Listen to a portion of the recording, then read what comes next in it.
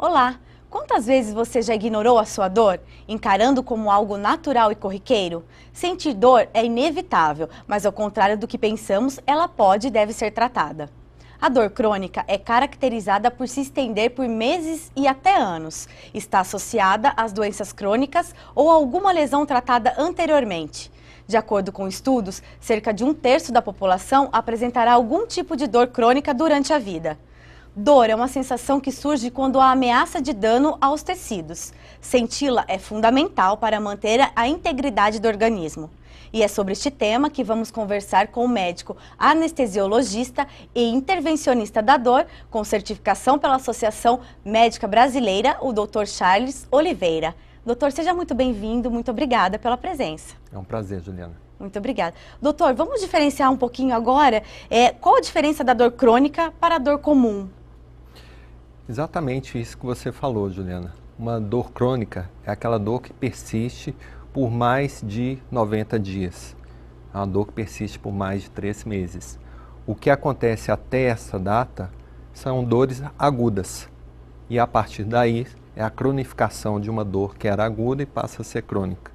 E é fácil para o paciente detectar qual é uma ou a outra, ou isso fica por conta do médico, se é aguda ou crônica? São esses dois tipos, né? Sim.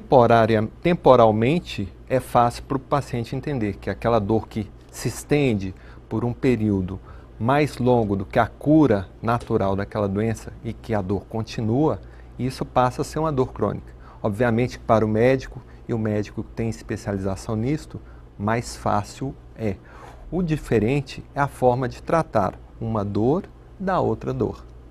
E aí essa diferenciação, tanto medicamentosa como de tratamento completo. Exatamente. Então, um exemplo, alguém que tem uma torção de um pé. E é natural dos médicos passarem um anti-inflamatório, um analgésico, instituir uma fisioterapia, colocar uma imobilização, coisas assim. Agora, esta dor que passa de 90 dias, ela passa a ter um tratamento de uma dor crônica.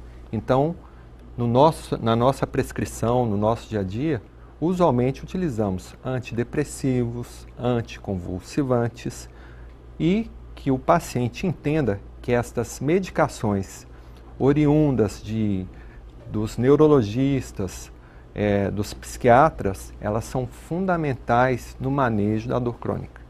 E doutor, essa lesão, ela é sempre real mesmo? A pessoa sente essa experiência da dor física ou ela também de cunho emocional? Na definição da IASP, que é a Associação Internacional para o Estudo da Dor, a lesão pode ser real ou potencial. Te digo, faço um exemplo de algum paciente, enfim. Aquela pessoa que é ameaçada verbalmente, seja uma agressão verbal, isto aí gera uma dor. Uma ameaça de sequestro, pegando exemplos. Isto gera uma lesão, isso gera uma agressão física, uma dor.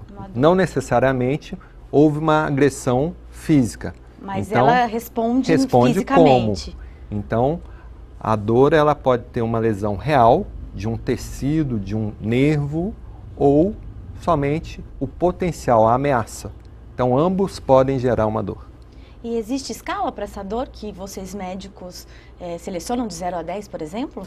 Essa é uma escala verbal ou numérica e quem faz esta avaliação é o próprio paciente. Não existe nenhuma máquina que faz a dosimetria desta dor. É um testemunho pessoal de como está a dor desse paciente. Isto serve para a gente fazer um acompanhamento, como que era a sua dor e como essa dor é hoje, como tem outras ferramentas, como o questionário de qualidade de vida. Um dos questionários é o SF36, que nós nominamos assim, onde a pessoa verbaliza o que ela fazia e o que ela está fazendo hoje. Então, com atitudes do dia a dia, você vê se está melhor ou pior na evolução do tratamento. Não somente baseando na nota da dor, no número da dor, que é a escala visual analógica a qual você referiu. Esse é um dos procedimentos, então, é assinalar esse formulário quando chega ao seu consultório, por exemplo? O processo ele é muito amplo, Juliana. Ele não é simples. E é aí que está a beleza da questão. Então, normalmente no nosso atendimento tem um pré-atendimento feito por uma enfermeira especializada em dor que coleta todas essas informações. Tem questionários como o SF36, a qual eu referi anteriormente, que é respondido pelo paciente. Daí passa com o médico, no caso eu ou qualquer um dos meus colegas. A partir daí a gente define que trajeto que esse paciente vai fazer. É um paciente que tem que passar pelo psicólogo, já que a dor crônica leva a questões emocionais, como verbalizamos aqui também. É um paciente que precisa do psiquiatra. É um paciente que pode diretamente ser submetido a um procedimento de dor. Os caminhos são muitos. E a gente entende com isso que o tratamento de dor ele é multidisciplinar. E que a comunicação entre os profissionais é fundamental para obtermos a melhor resposta para o paciente. E doutor, a dor aguda, ela não tratada, ela leva a dor crônica necessariamente? Não necessariamente. Uma dor aguda pode terminar com a finitude daquela patologia. Mas uma dor aguda mal tratada, mal conduzida, ela pode se cronificar. E a cronificação é algo bastante complexo, já que pode ter alteração estrutural na medula e no cérebro, e isso ficar difícil de tratar. A patologia já acabou, isso já passou. Um exemplo, talvez o conhecimento das pessoas, o herpes zoster, um cobreiro que dá aqui na região intercostal ou outras partes do corpo, a lesão passa, mas a cicatriz fica. A cicatriz que eu digo, a dor, e essa dor pode ser por uma vida inteira. Então, quanto mais precocemente for instituído um tratamento de dor crônica, para dor, o diagnóstico de herpes zoster é rápido, todo médico faz, mas essa dor que perpetua, mesmo depois que a doença passa, essa que tem que ser bem conduzida até um prazo de 6 meses após a instituição da doença. Porque quanto mais tempo passa, mais difícil fica de reverter esse processo. Tem algumas que o doutor pode citar que são mais comuns, não sei se existe, as que são mais comuns, que podem se tornar dores crônicas, uma dor aguda que pode se tornar a dor crônica? Sim, eu acho que um problema comum de todos, como 80% da população, um dia vai ter dor de coluna. Então essa dor de coluna, normalmente ela reverte em 3 semanas. Mas quando não, isso pode estender e isso virar uma dor crônica. Então, tratar bem uma dor de coluna é fundamental para que não cronifique. E o que pode ser feito? Qual é a prevenção? Se é que é atividade física regular, controle de peso, alimentação saudável, coisas assim. Coisas assim. Doutor, e tem a mulher ou o homem tende a sentir mais dor? Ou a mulher ou o homem tende a sentir mais dor ou diferente tipo de dor? Por trabalhos, a mulher ela é mais sensível à dor.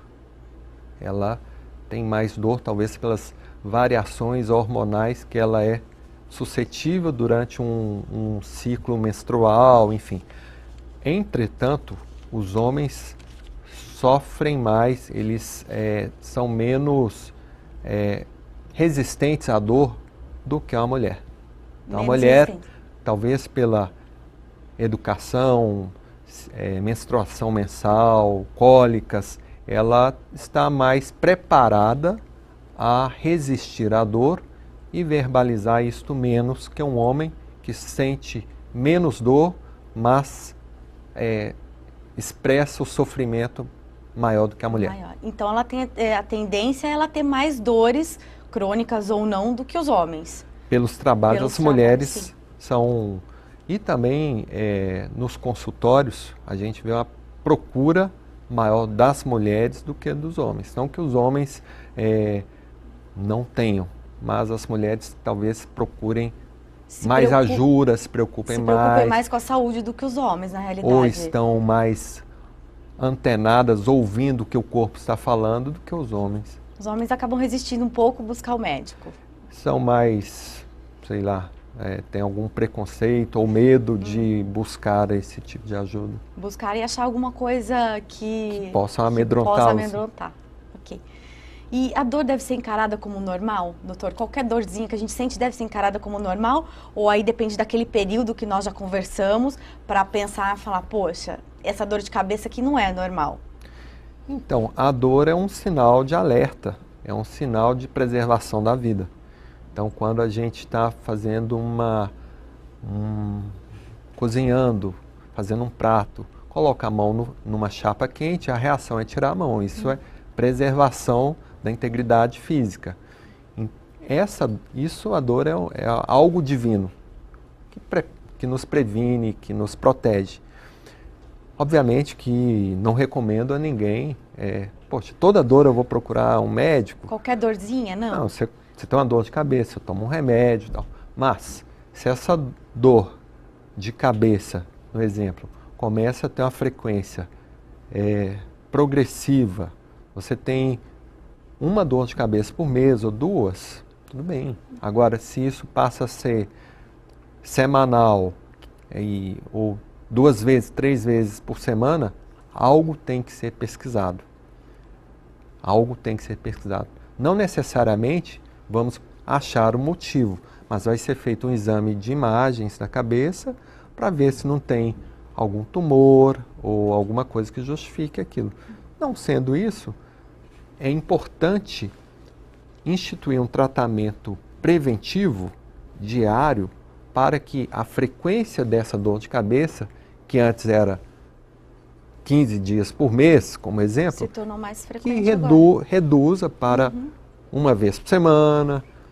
Esse é o charme de fazer um tratamento de uma dor crônica. Reduzir a frequência para instituir o tratamento da dor aguda somente quando necessário. Quando necessário, ok. Nós vamos para um breve intervalo e já voltamos com mais Momento de Saúde.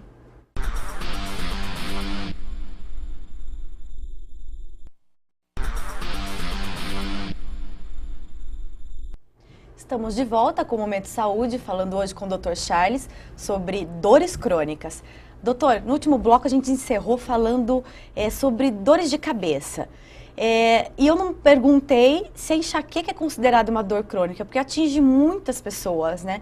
Eu gostaria de saber se é considerada uma dor crônica e qual que é o melhor tratamento, como que a gente faz, porque atinge muita gente.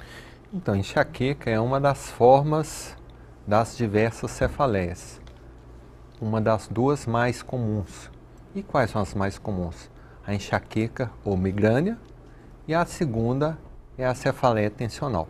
Então, essa cefaleia, a migrânia, a enxaqueca, aquela dor de cabeça pulsátil que você sente o coração batendo na cabeça, você precisa de estar num lugar escuro, sem barulho, extremamente incapacitante, muito forte, pode dar náuseas, vômitos e na maior parte das vezes ela é de causa idiopática, ou seja, é herança de pai e mãe, mas não tem uma causa pré-determinada.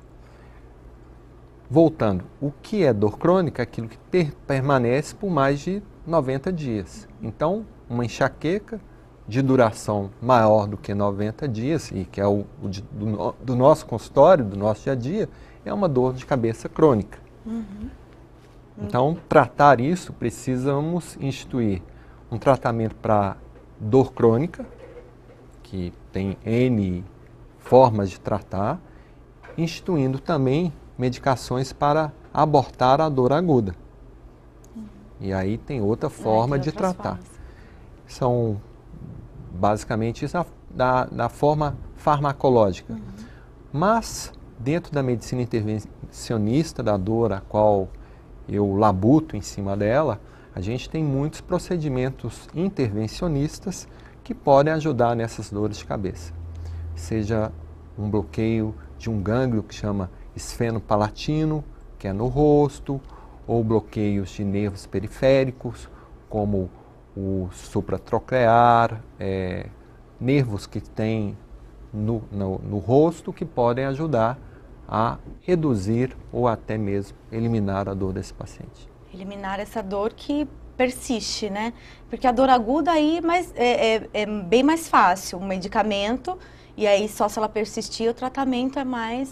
Porque, por exemplo, imagina 90 dias com uma enxaqueca como essa, que você tem que ficar em lugar escuro, atrapalha toda a sua vida, né? Trabalho, estudo, então é uma coisa que tem que ser diagnosticado quanto antes, né? Sim, tem que fazer uma propedêutica com exames e instituir medicações via oral, que é a forma mais fácil e mais comum. E quando esses procedimentos não surtem o efeito desejado, a gente pode lançar a mão dos procedimentos um pouco mais invasivos, procedimentos intervencionistas. Falando dessas dores de cabeça, por exemplo, uma neuralgia do trigêmeo, uma dor do nervo trigêmeo, quem já sofreu disso sabe muito bem do que eu falo. É uma dor que a pessoa pode até pensar no suicídio, e tem casos descritos de tão lancinante que é essa dor. Então, um procedimento no nervo trigêmeo, onde a gente insere uma agulha no nervo e faz uma ablação térmica, você tira a dor do paciente com a mão. Isso aí não tem prazer maior, tanto para o médico quanto para o paciente, de ver esse tipo de resultado. A dor de cabeça são as principais causas que levam ao seu consultório, por exemplo? Quais são as principais dores que levam o paciente a procurar você? Sem dúvida nenhuma, a dor de cabeça é uma delas, mas as dor de coluna lombar e dores de coluna cervical é o que mais preenche o consultório médico de um médico de dor.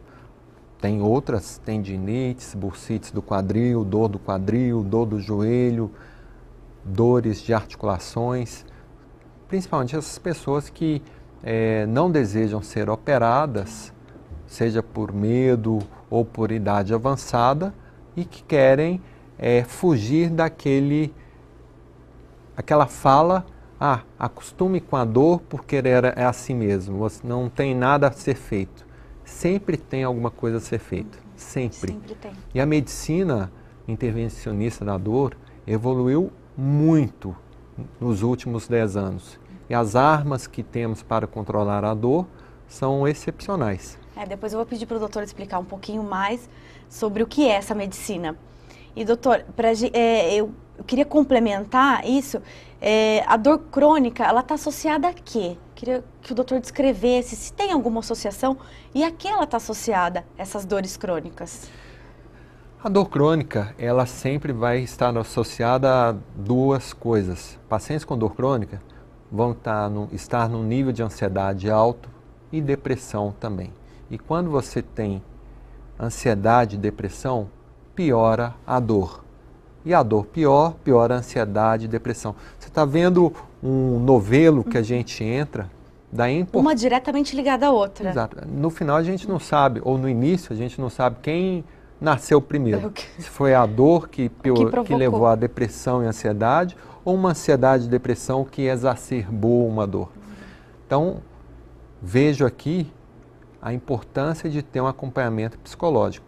Quando a gente pede um paciente para seguir com o psicólogo, não significa que eu estou falando que a dor dele é de fundo emocional, que é uma dor psicogênica, que é uma dor criada na cabeça dele. Isso é o raro do raro, difícil fazer esse diagnóstico. O comum é a dor psicossomática. A questão física piora o emocional. Então essa questão psicossomática está presente em 100% dos pacientes. Porque imagina uma pessoa que sente dor 24 horas por dia, como o emocional dela não fica? Fica completamente abalado. A fase aguda, você está com a dor no joelho, você sente essa dor no joelho 1, 2, 3 dias, tolerável. Mas passa uma semana, 2 meses, a dor deixa de ser um sinal de alerta e passa a ser a própria doença. Então, depois de 2 meses, não interessa mais para você que está sentindo dor, essa dor eu já sei que eu tenho, eu já procurei ajuda, mas nada está acontecendo. Então a dor deixa de ser um sinal e passa a ser uma doença. E acaba acarretando em várias áreas da vida, né? Todas as áreas. Emocional. Difícil no casamento, na família, no convívio social, no trabalho, na escola. Não é algo simples. Doutor, e a dor crônica atinge qualquer idade? Do nascer ao envelhecer. Todas as idades têm suas patologias, as mais comuns de uma idade ou de outra, mas ninguém está isento da dor. Tem muitas crianças que procuram o consultório? Sim, não tão com o número dos adultos e o pessoal da terceira idade, mas com certeza que crianças também se apresentam ali. E doutor, é preciso adaptação para o dia a dia? Quem tem uma dor crônica, por exemplo, é lógico que vai amenizar o medicamento e todas as outras atividades que ela precisa fazer. E no dia a dia, adaptações a esse dia a dia, existe esse tipo de adaptação para poder, por exemplo, comer, para se sentar? Existe esse tipo de adaptação? É comum, é usual?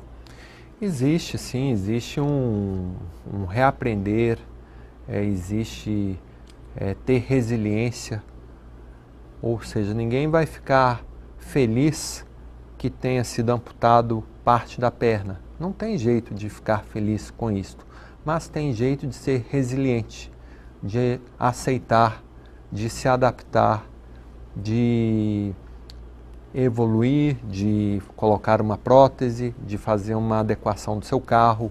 Então tem todo um processo que caminha junto com o tratamento da dor. Então é um time, precisamos ter um bom fisioterapeuta, fala um pouquinho desse time multidisciplinar, quais os profissionais que envolvem e qual a sua, que ponto que eles chegam para... Como que até o convívio de vocês, como que funciona isso?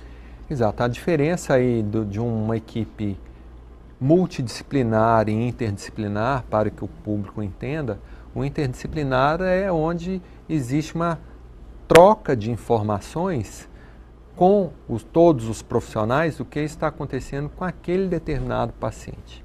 E isso a gente faz muito bem lá no Singular, onde às segundas-feiras de manhã ninguém faz consulta. Então estamos ali de 7 da manhã até 11 da manhã discutindo todos os casos entre todos os profissionais. Enfermeira fala, médico da dor fala, fisioterapeuta fala, psicólogo, psiquiatra. Então todas as pessoas estão imbuídas e inteiradas do que está acontecendo com aquele paciente. Esse é a beleza da coisa, que é o tratamento interdisciplinar. E não fazer um tratamento como se fosse uma sequência de uma fábrica. Entra um paciente, vai outro, vem, vai. Então, o tratamento de dor crônica exige esse acolhimento. E o paciente, quando ele entra numa estrutura onde todos se falam, ele se sente extremamente confortável e confiante. Então, é sempre bom procurar, não só um médico, por exemplo, procura um médico e vai só naquela consulta, eu tenho dor de cabeça. Ele vai no neuro e faz todos os procedimentos e essa dor de cabeça não acaba. Seria interessante, então, ele ter todo esse tratamento ao redor dele, todas essas pessoas envolvidas. Sim, eu tenho pacientes que tem uma questão de fundo emocional com a dor de cabeça, pegando esse modelo. Pessoa com dor de cabeça passou por todos os tratamentos com diferentes médicos, com os melhores médicos que ela poderia ter acesso, mas falta ter uma atenção ou uma abertura pessoal para passar no psicólogo para ver outras questões que podem estar influenciando naquela dor. Então, até chegar no médico, em você, por exemplo, ele já passou por vários, já está cansado de receber o mesmo diagnóstico ou não conseguir uma cura, uma satisfação para essa dor, para que ele sinta melhor. Então, já passou por vários, ele já chega, o paciente já chega esgotado. Certamente que, por se tratar de uma estrutura de dor crônica, nós sabemos tratar muito bem a dor aguda. Entretanto, a vocação da clínica é pela dor crônica. E esses pacientes são pacientes que já estão cansados de passar por diferentes colegas e diferentes cidades. Eu acho que o Singular hoje ele recebe aí 60% dos pacientes que vêm de outros estados e 40% aqui da região do RMC. Mas estão pacientes que chegam com carregados de exames. Sacolas e sacolas de exames. E é o que nós pedimos. Traga todos os exames que você já tenha, porventura, feito. O Momento Saúde vai para mais um intervalo e já voltamos.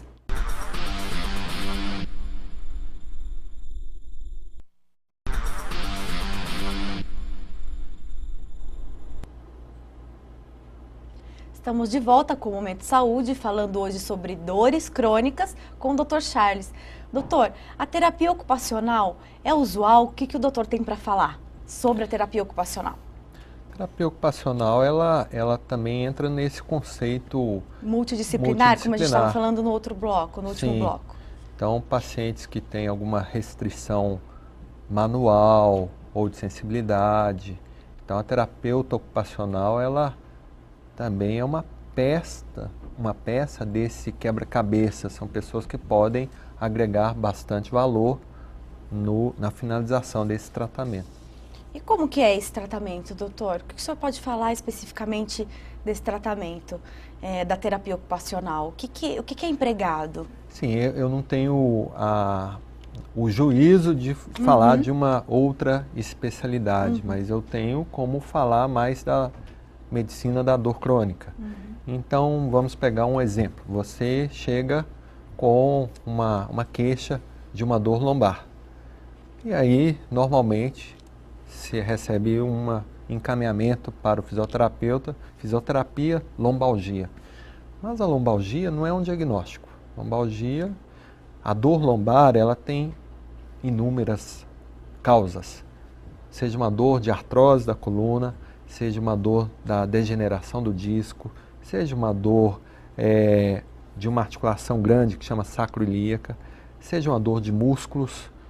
Então, a medicina intervencionista da dor, através de bloqueios específicos em lugares específicos, seja na articulação das facetas da coluna, na articulação sacroiliaca, nos músculos, psoas, quadrado lombar, inúmeras coisas, isso nos auxilia a dizer de onde vem a dor, especificar que a dor vem dali e daí nascer um bom tratamento. Indicar bom tratamento em cima de um diagnóstico correto. Doutor, fala um pouquinho pra gente da medicina intervencionista da dor. Como ela é, como que funciona. A gente falou tanto o nome dela em todos os outros blocos. Eu queria que o doutor falasse um pouco dela agora. Então, a medicina intervencionista da dor, ela nasceu com Bonica. Bonica é um médico americano no final da Segunda Guerra Mundial, onde se chegavam em Washington, onde tem uma base grande militar, chegavam os soldados com amputados ou com problemas de ombro. E esse grande médico visionário, anestesiologista, teve a visão que o tratamento integrado entre as diferentes especialidades poderiam beneficiar esses soldados. E daí foi se expandindo e hoje é uma tendência mundial. Existem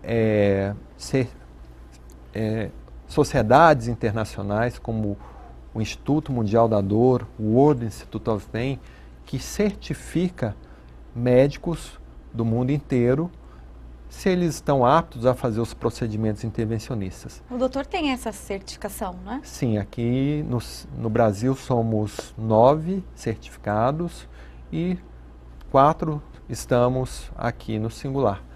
Eu e o Fabrício, meu sócio, somos os primeiros brasileiros em 2007 e hoje temos a honra de sermos do board de examinadores, de avaliarmos outros médicos nunca do Brasil, para não ter um viés na prova, mas a gente certifica médicos de outros países. É uma prova muito interessante, porque você faz uma prova escrita de 100 questões, uma prova de discussão de 2 casos com 2 médicos certificados e também a gente faz procedimentos ao vivo. 4 complexo, procedimentos. Então. Exato. E mais recentemente, no último congresso nosso, a gente fez a primeira, por uma briga nossa, ou uma luta nossa, essa prova agora também em espanhol, o que está dando chance a médicos da América Latina a fazer a prova numa língua mais amigável.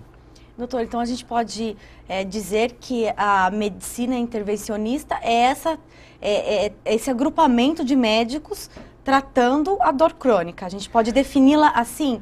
Ou tem um funcionamento específico que só esse tipo de medicina faz? Não, o médico intervencionista da dor, normalmente é um anestesiologista, mas pode ser um neurocirurgião ou um ortopedista de coluna, enfim. Quem tem afinidade para o tratamento da dor e tratar a dor, a pessoa tem que ter muita audição, né? Escutar a queixa do outro, esse é um talento que o médico de dor tem que ter. E esse é uma especialidade de qualquer uma dessas especialidades. Agora, quando a gente entra num centro multidisciplinar de dor, aí entram o médico intervencionista da dor, uma pessoa, mas temos a enfermeira, o psicólogo, o psiquiatra, o fisioterapeuta, terapia ocupacional, acupunturista, enfim. Um bom geriatra, um clínico geral. Então isso constitui uma equipe. Mas o médico intervencionizador é um especialista dentro dessa equipe multidisciplinar. Deve ser ele o cabeça deste centro, porque os pacientes normalmente chegam por ele. Chegam por ele, através dele. E dali existe uma distribuição. E não existe, então, assim, um tratamento específico, por exemplo, o médico intervencionista faz o tratamento como um médico, um ortopedista intervencionista da dor, é o mesmo tratamento do ortopedista intervencionista da dor. Sim, é a mesma coisa. É raro ter o ortopedista intervencionizador, mas existe. Existe. Sim, e obviamente que, por exemplo, o anestesiologista, ele tem habilidades maiores para fazer procedimentos anestésicos, e isso traz para ele uma bagagem. Entretanto, o ortopedista tem outras habilidades que o anestesista não tem. Por exemplo, operar algum joelho, algum quadril. Outro tipo de bagagem. Sim, que ele traz como um handicap, alguma coisa que vem do passado, de outras especialidades que ele tem. Doutor, eu gostaria de perguntar sobre medicação, porque há um costume muito grande de se automedicar. Essa automedicação pode comprometer o tratamento, ao invés de ajudar o paciente? Ao invés de ajudar o paciente, ela pode comprometer a automedicação? Sem dúvida. Vamos pegar alguns exemplos do que a gente conversou. Uma pessoa que tem uma enxaqueca, uma dor de cabeça, e que começa a tomar certo tipo de medicação todos os dias. Isso pode transformar uma cefaleia para uma cefaleia crônica diária por abuso de medicação. Então o organismo fica dependente daquela medicação e quando falta aquela medicação, os vasos sanguíneos do cérebro vasodilatam e começa a gerar dor.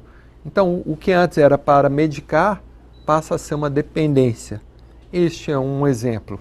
Outro exemplo, o uso indiscriminado, abusivo de anti-inflamatórios. O anti-inflamatório é a medicação mais consumida, vendida nas farmácias sem nenhum tipo de receita.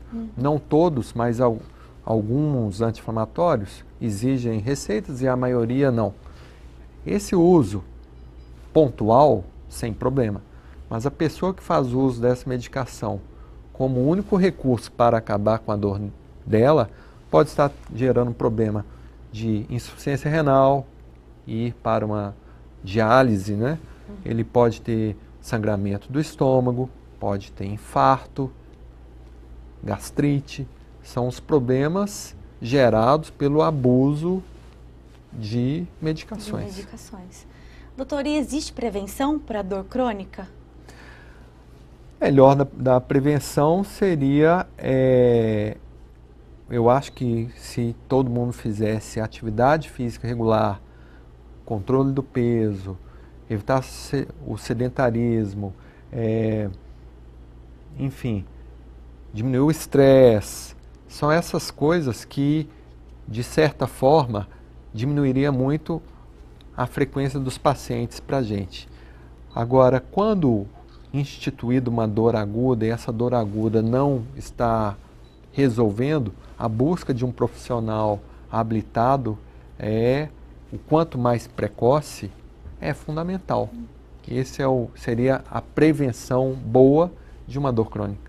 Doutor, e a maneira de encarar a dor depende de cada um? Depende da sua vivência, de cultura até? Uma perguntinha assim, Sim. Que eu tenho uma certa dúvida, a gente está falando muito tecnicamente, mas aí eu acho que tem muitas pessoas, a gente vê muitos casos, a gente ouve muitas pessoas e conversa com muitas pessoas.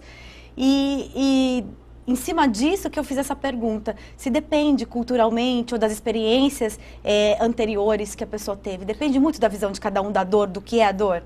Eu acho que sim, acho que a origem desta pessoa, até mesmo como raça,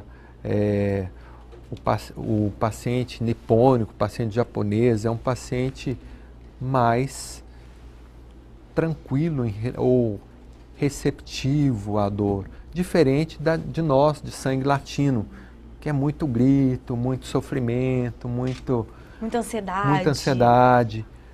Ou quando você pega também os pacientes ali da Holanda, são pacientes mais equilibrados ou mais objetivos, eles conseguem separar mais as coisas. Encarar de uma outra forma. Sim, acho que a religião, para nós latinos, entra alguma questão de o Deus que pune, eu estou vivenciando isso por alguma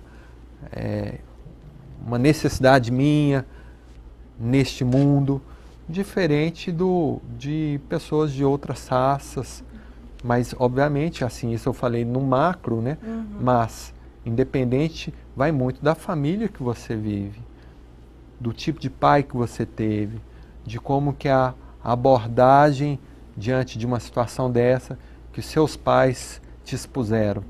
Se são pais histriônicos, obviamente que essa pessoa tem esse tipo de modelo, que é muito chorona, vai reclamar, né? Vai sofrer mais. Com e certeza. Outros são mais resignados, não significa que tem que aceitar a dor, mas que tem um outro tipo de enfrentamento. E doutora, eu gostaria, para a gente finalizar, a gente está acabando o programa de hoje, para finalizar, eu gostaria que você desse dicas para quem nos assiste de como evitar a dor crônica, quem procurar, como ter uma vida saudável para evitar esse tipo de dor. Tá.